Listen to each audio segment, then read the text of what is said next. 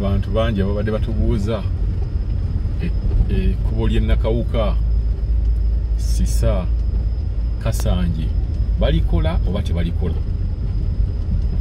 Olwaleero eno ansa mugenda gifuna olwaleero.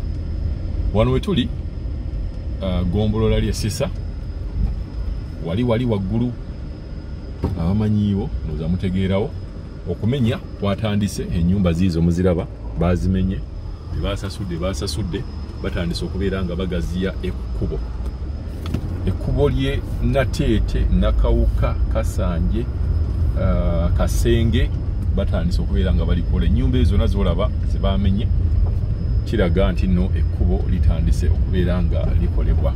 Ekkubo lino ligenda kubeera nga makubo mangi gerigwako. Kati bwe tutandikira ku Entebbe Road ligenda kubeera nga liva Ekisubi, ebyo n'olaba nti bagenze bamenya abantu. Ligenda kubeera nga liva Ekisubi liyite Essisa, ligende Nakawuka, Kasanje, live Kasanje ligukire Empigi ku Bikondo. Ate ne wabeerawo ne ruutu gye baagala okukola nga eva Maya ejje e Bulwanyi, ejje Nakawuka egatte. Ate bwetandikira ku sayidi ye Nateete bajja kubeera nga batandikira Nateete bajje Kasenge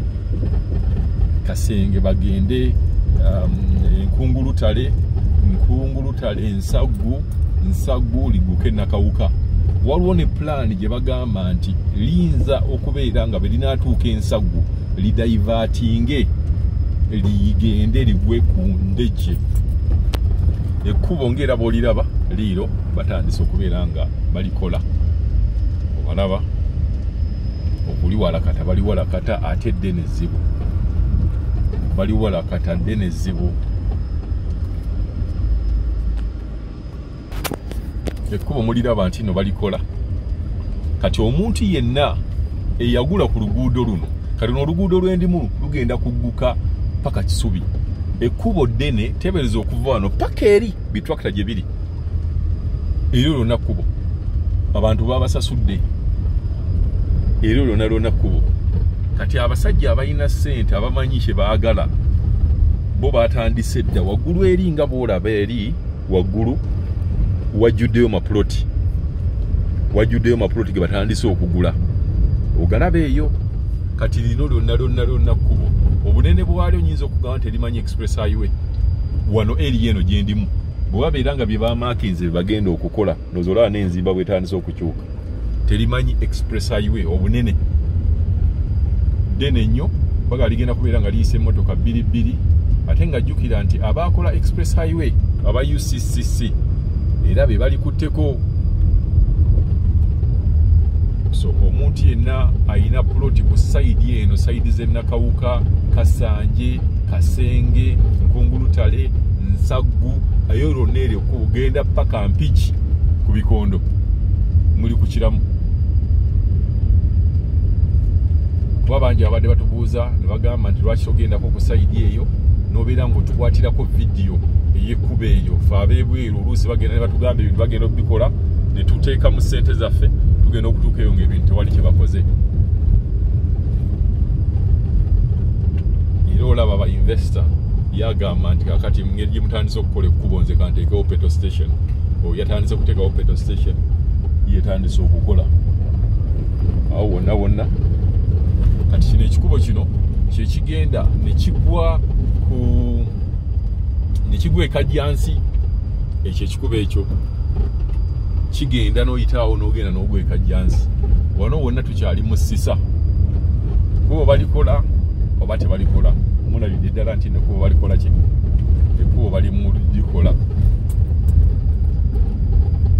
Ate nga jjukira nti eno kakati waliwo projects ze batandise okuteekayo kumpimpi awo. Ngenda kubalaga nga we wali n'ekyuma kya Pepsi Cola, Crown Beverages eri awo mu maaso awo.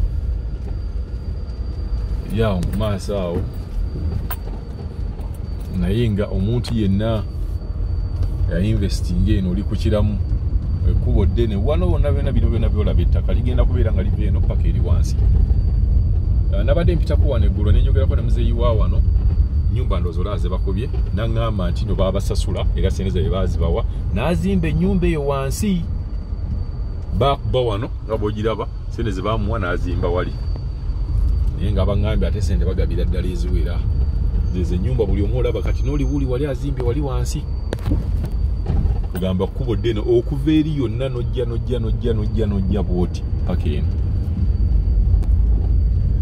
bw'oba obaze express bwe banaaba bakoledde ddala kino kye basasudde lino ekkubo libeera terimanyi express highway mu katundu kano kenjogereramu oyinza okwesanga nga mu bitundu ebirala lijja genda nga likendeera naye mbalaze obunene bw'ekkubo lino bagamba n'omuzikiti ogwo tebannabasasula naye very soon bagenda kubeera nga bali compensated babeere nga nagwo omuzikiti bagujjawo era olaba ndoza batandise mpolampola okubeera nga basazeewo guno omuti bakonyekonye kana akayumba akabaddewo naye nga nawo wonna bagenda kubeera nga bakuba n'ennyumba ziizo endala zibagenze bakuba nyumba ziizo endala zibagenze bakuba so omuntu yenna bw'oba olina akasenteko olina omuntu weeno osobola okubeera nga okonectinga n'ogula ku kkubo lino kuba bwe linaamala okuggwa nyumba ziizo bazikubye bwe linaamala okuggwa ebbeeyi ya ploti eno ejja kuba tegambibwako ze ziringa ploti twabaleeterako vidiyo nga bakola express highway eno saidi ye Kigo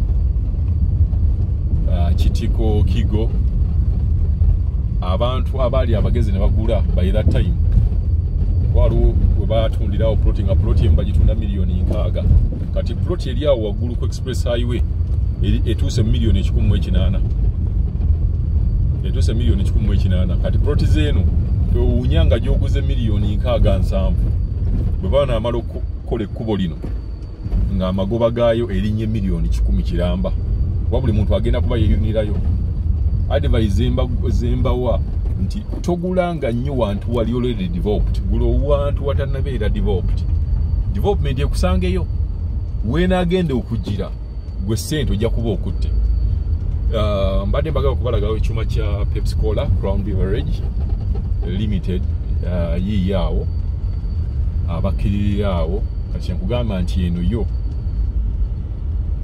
muntu gulanga buguzi abagulanga ekyuma kya Pepsi Cola tekinnajja sente bagulanga ntonotono kati ekyuma kya Pepsi Cola kyazze era sente era ze balimu sente mpitirivu obungi ekyuma kino wano kuba factory ya Pepsi iriawo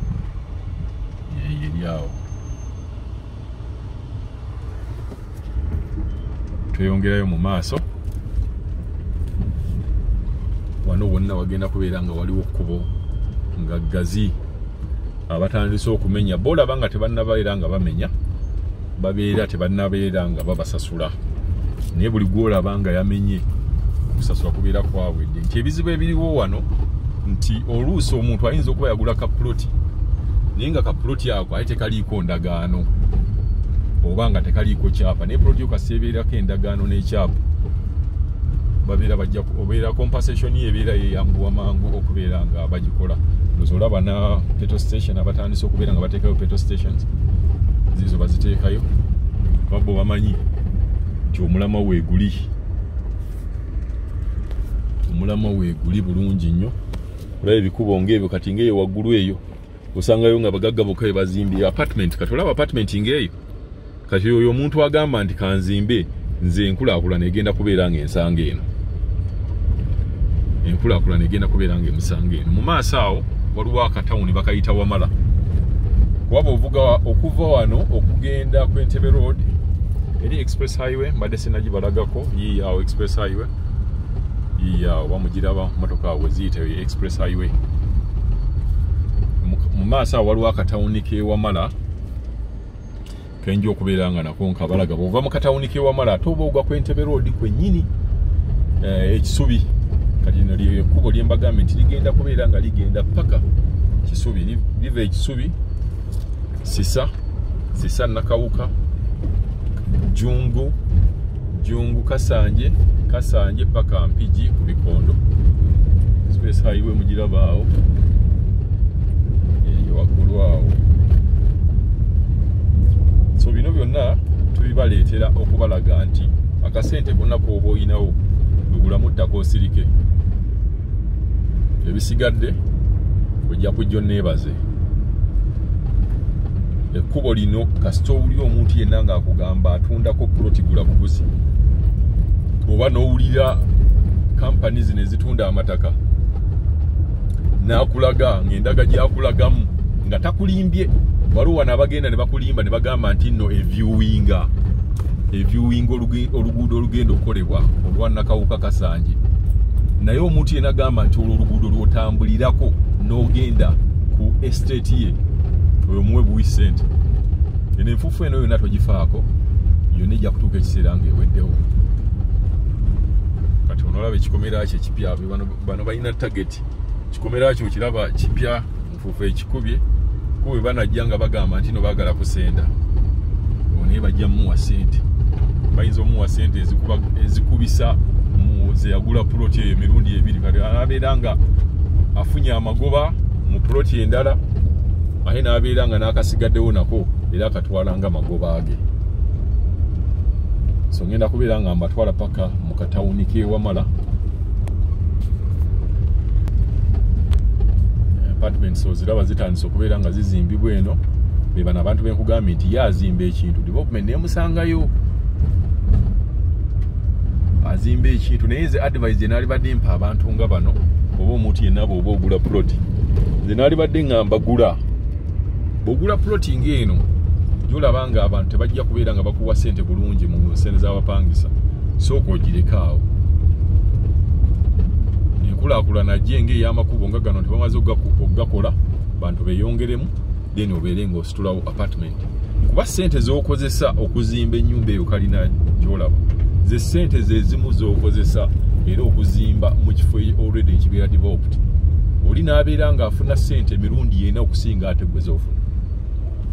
So mba ndaba nti embala tebeera nnungi. Nze kubanga esaali yagadde muntu addire apartment azizimbe owantu ng'eno, omuntu azimbye bulungi ate oli ajja amugaye enkuba emitwalo 15 oba emitwalo 20, kibeera nga gwazimbye ssente z'oba otaddemu zibeera nnyingi ng'ate kyofunamu kibeera kitono. Tuli kumpi kutuuka mu katawuni ak'Ewamala, vidiyo yaffe wejja okukoma, naye nga jjukira akatawuni k'Ewamala kakonectinga ku Arkwright City. Then from Arkwright n'ogwa ewebajja. So ate buli bw'oba ogula nga ploti, buli bw'olaba nga ettaka liinako ebikubo bingi nti bw'oyita wano ogwa wano, bw'oyita wano ogwa wano, tosooka na kwebuuza ku muntu sasulirawo. Kasita omala okulaba nti empapula z'ogulirako ebintu ebyo zonna ntuufu, gula buguzi. Kati eno lwaki wakulaakulana? Wakulaakulana lwakuba nti ebikubo bingi ebigenda ne bigatta. Olaba n'ono petrol station agitaddewo, petrol station zola mbalaza eziwerawerako, yagamba enkulaakulana kejje nga nammwe abavuga emmotoka bwe mumpa ku ssente z'amafuta. Kati Arkwright eri side yawo, Arkwright City, akatawuni kano ke mbagambye ak'Ewamala, bw'obeera ng'olina ssente ogula buguzi mu katawuni nga kano. Oba olaba tebannabeera nga bazimbamu kalina, kati abeeno tebannalabuka nti enkulaakulana yabalumba dda. Ekikubo kino ekyakolasi ekyo kyolaba ekyo kye kigenda mu Arkwright, ekyo kigenda mu Arkwright.